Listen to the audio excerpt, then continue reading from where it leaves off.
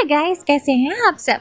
तो goblin, nine-tail fox और सभी अर्बन लेजेंड्स के बाद एक कोरियन ड्रामा हमारे लिए डेविल को लेकर आ गया है। जिस शो को आज मैं एक्सप्लेन करने वाली हूँ वो एक फेमस टीवी सीरीज है जिसका नाम माय डीमन है। ये एक फैंटेसी शो है जो आपको जरूर पसंद आएगा।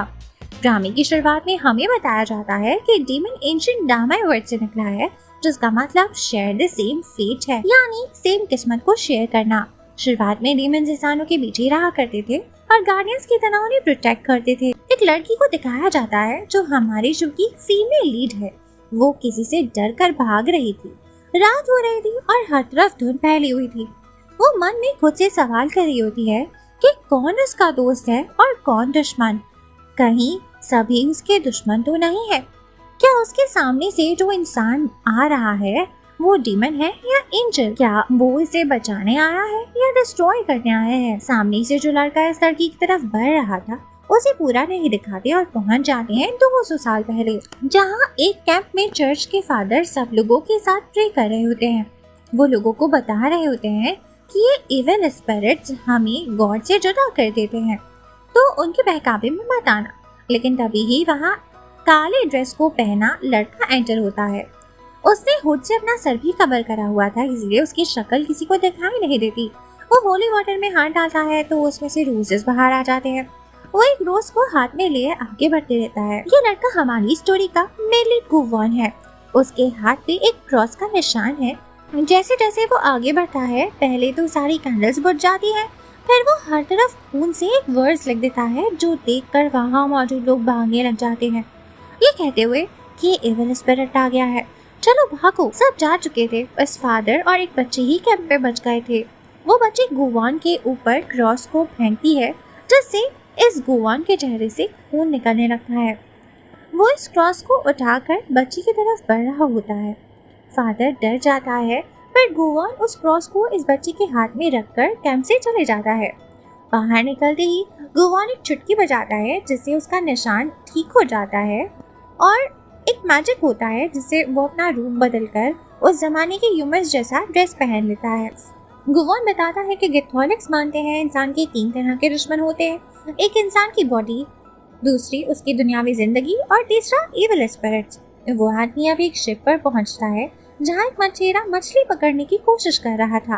काफी दिन से कोई भी मछली उसकी पकड़ में नहीं आई थी, इसलिए वो काफी भूखा था। गुवान वहां जाकर चुटकी बजाता है और पानी में बहुत सारी मछलियां दिखाकर इस मछेरे को लालच देता है।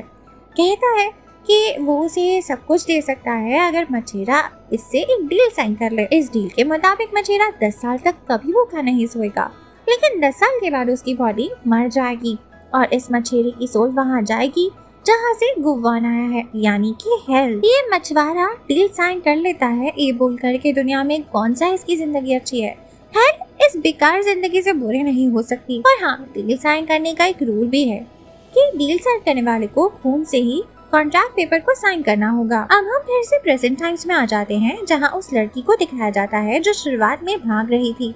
इस लड़की का नाम दोही है और ये मेरे ग्रुप की F&B यानी फूड एंड बेवरेज कंपनी की CEO है।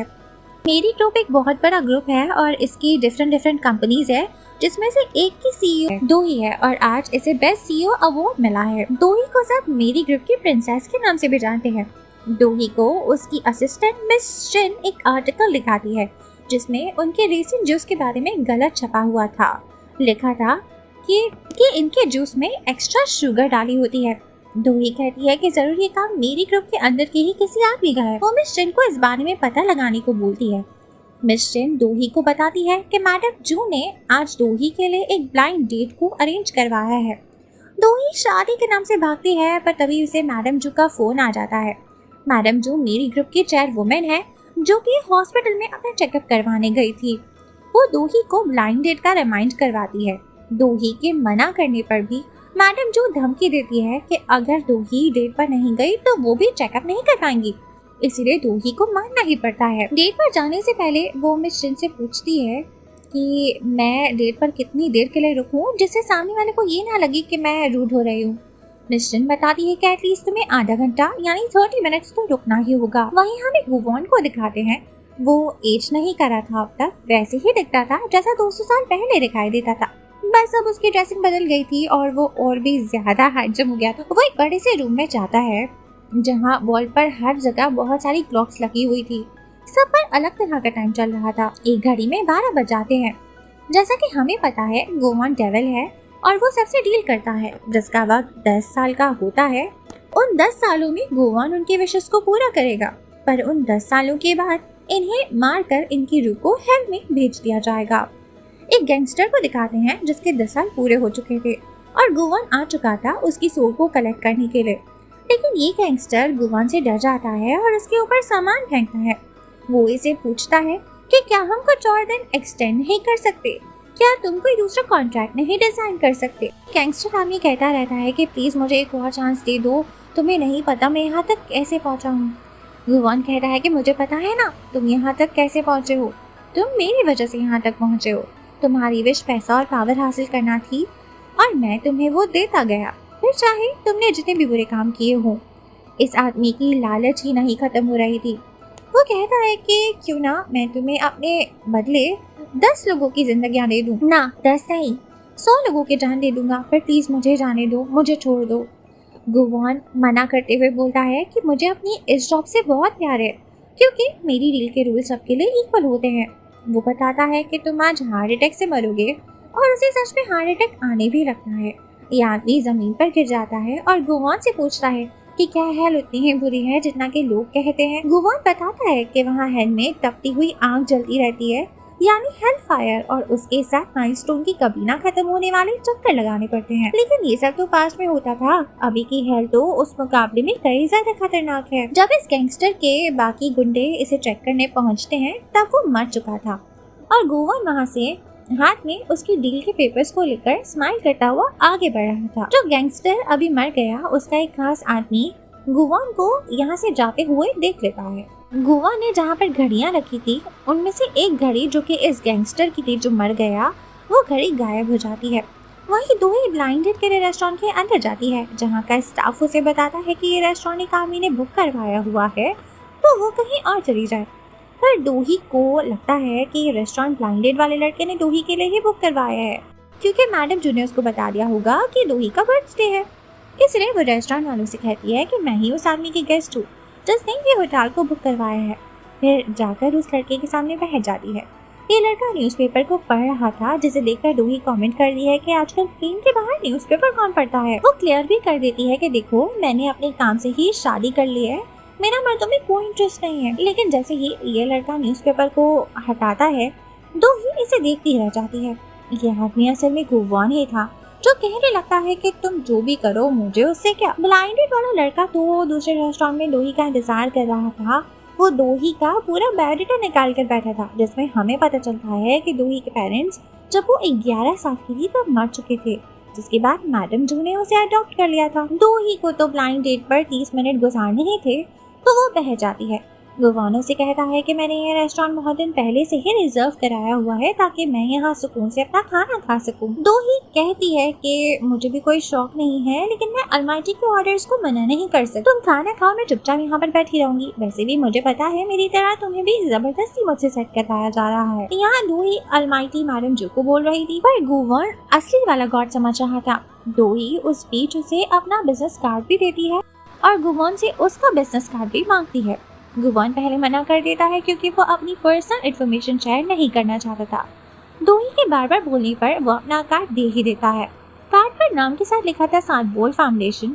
वो वहाँ का एग्जीक्यूटिव डायरेक्टर है। डोही पूछती है कि ये क्या जगह है, जिस पर गोवान बताता है कि मेरा फाउंडेशन ट्रेडिशनल आर्टिस्ट जैसा कि सिंगर्स और डांसर्स को सपोर्ट करता है। गोवान को जब पता चलता है कि डोही जिसे अलमाइटी रेफर कर रही थी वो मैडम जू है तो वो बहुत हंसता है। उसे लगा था कि सच में असली वाले गॉड इनको सेट करवा रहे हैं। इतने में 30 मिनट्स पूरे हो जाते हैं और डोही वहाँ से जाने लगती है। लेकिन तभी वो गैंगस्टर जो मर गया था उसका खास आदमी जिसे गोवान को देख लिया था वो यहाँ रेस्टोरेंट में आ जाता है बहुत सारे गुंडों के साथ।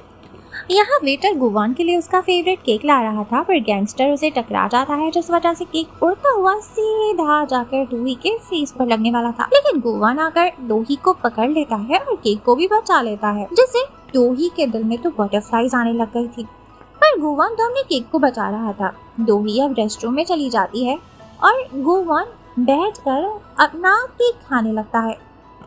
लेकिन जैसे ही वो केक खा पाता, एक गैंगस्टर आकर उसे अपने बॉस के बारे में पूछने लगता है।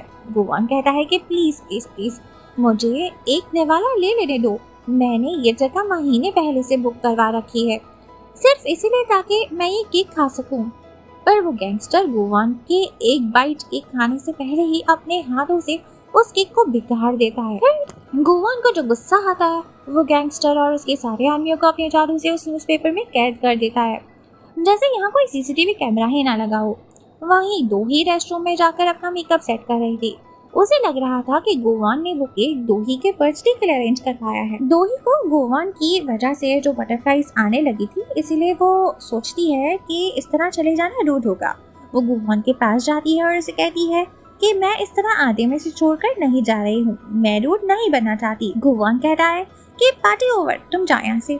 दोही केक की इस हालत को देखकर सवाल करती है कि मेरे बर्थडे के केक के साथ क्या हो गया। तो गुवान कहता है कि तुम्हें किसने कहा कि ये तुम्हारा बर्थडे केक है और मुझे क्या तुम्हारे बर्थडे से। दोही को बुरा लगता है और वो वहाँ से ये कहकर चली जाती है कि आई होप तुम्हारा बचा कुचा दिन भी बुरा ही गुजरे, और हाँ, तुम जब मुझे नेक्स्ट टाइम मिलो तो इस एटीट्यूड के साथ मुझसे बात मत करना। मैं नहीं चाहती कि किसी को पता चले कि तुम मेरे एक्स हो। दोही के जाने के बाद गुवान उस न्यूज़पेपर को टॉयलेट में डाल देता है और फिर चुटकी बजाता है, जिससे वो सभी गुंडे अखबार से बाहर आ जाते हैं। दोही जब कार में बैठती है तब मिस चिन उसे बताती है कि वो जूस वाला आर्टिकल मेरी एफएनबी के खिलाफ मिस सोहा जो मेरी अपैरल की सीईओ है, उससे पब्लिश करवाया है। दोही को ये जानकर बुरा लगता है। वो कहती है कि ये लोग मुझे सुकून से जीने क्यों नहीं देते। वो मैडम जू के बच्चों की बात कर रही है। हमें 1 साल पहले का एक फ्लैशबैक दिखाया जाता है जब मैडम जू का बर्थडे था। वो 70 साल की हो चुकी थी। मेरी ग्रुप की शुरुआत मैडम जू ने ही करी थी। मेरी ग्रुप कोरिया की टॉप 10 कंपनीज में से एक है जिसमें अभी इंटरनल पावर स्ट्रगल चल रहा है। बर्थडे में मैडम जू का बेटा नो सुक मिन और उसकी वाइफ भी आए हुए थे अपने बेटे नो दो ग्योंग के साथ। उनका बेटा थोड़ा अजीब है। मैडम जू की एक बेटी भी है, सू आहान। ये वही है जिसने दोही के जूस के खिलाफ आर्टिकल पब्लिश करवाया था। इसे पेरिस बहुत पसंद है और वो ऐसे ही प्रिटेंड करती है जैसे वो कोरिया में नहीं पेरिस में रहती हो। उसके 2 बच्चे भी हैं, ऑस्टिन और जस्टिन। उसका हस्बैंड भी है जो कि एक प्रोफेसर है और वो कभी नजर नहीं आता, इसीलिए सब उसे यूनिकॉर्न कहते हैं। मैडम जू का एक नेफ्यू भी है, सियो खान, जो हमेशा मैसी सा दिखता है, जैसे जल्दी जल्दी से बस उठकर कपड़े पहनकर आ गया हो। वो फाइनेंस वगैरह के काम देखता है। उसके पेरेंट्स वर्ल्ड टूर करते रहते हैं, उन्हें घूमना पसंद है। Flashback over. दोही बताती है कि वो इन सब से रिलेटेड भी नहीं है, लेकिन वो सब लोग इसे वायरस जैसा समझते हैं। उसे अभी एक कॉल आती है मेरी फाइनेंशियल टीम के हेड की, जो बताता है कि उसके पास एक इन्फॉर्मेशन है जो दोही को मेरी ग्रुप की अगली चेयरवुमन बना सकता है, और अगर इन्फॉर्मेशन वो जानना चाहती है तो इसे आकर मिले।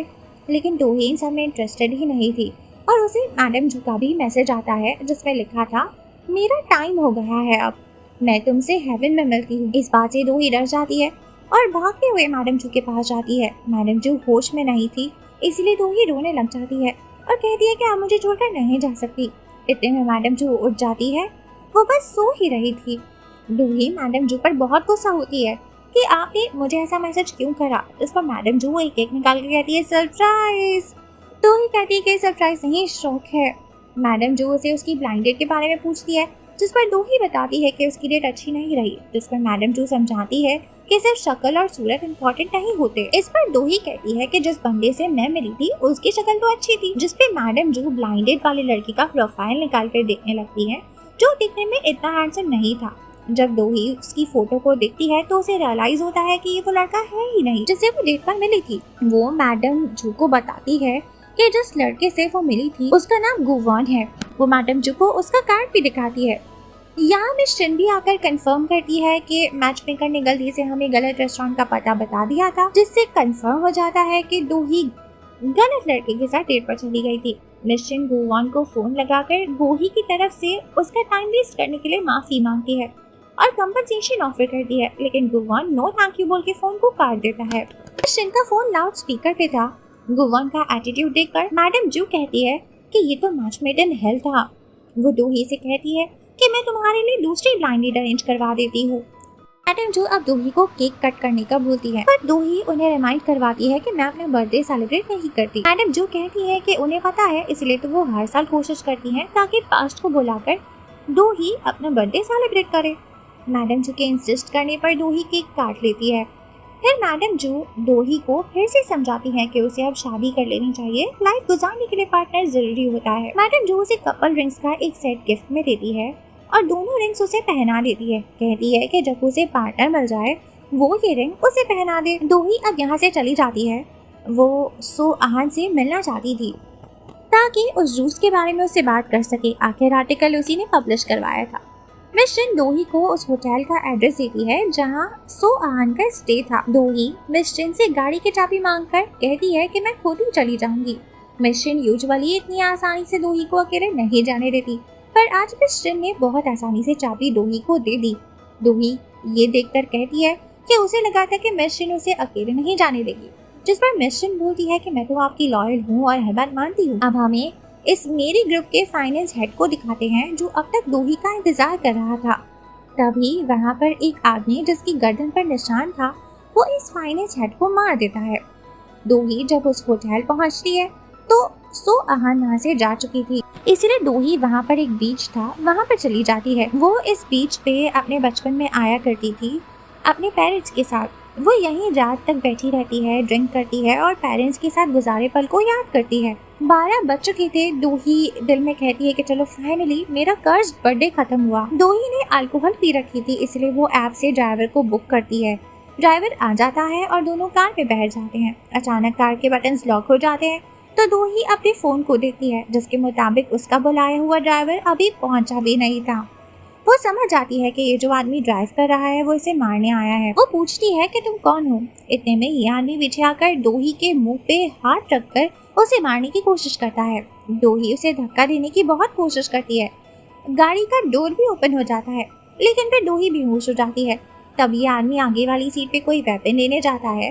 जब वो वापस आता है तो दोही उसे मुक्का मारकर गाड़ी से भाग जाती है। ये वही आदमी है जिसने थोड़ी देर पहले फाइनेंशियल टीम के हेड को मार दिया था। थोड़ा गुवॉन के बारे में जानते हैं। उसकी सानमोल फाउंडेशन में काफी सारे लोग काम करते हैं, जिनमें से 2 इम्पोर्टेंट कैरेक्टर्स हैं। एक उसका बटलर और एक उसके फाउंडेशन की फेमस डांसर जिसका नाम गा योंग है। कुछ देर पहले गा योंग ने गुवॉन को बटलर से दोही वाली डेट के बारे में बात करते हुए सुन लिया था।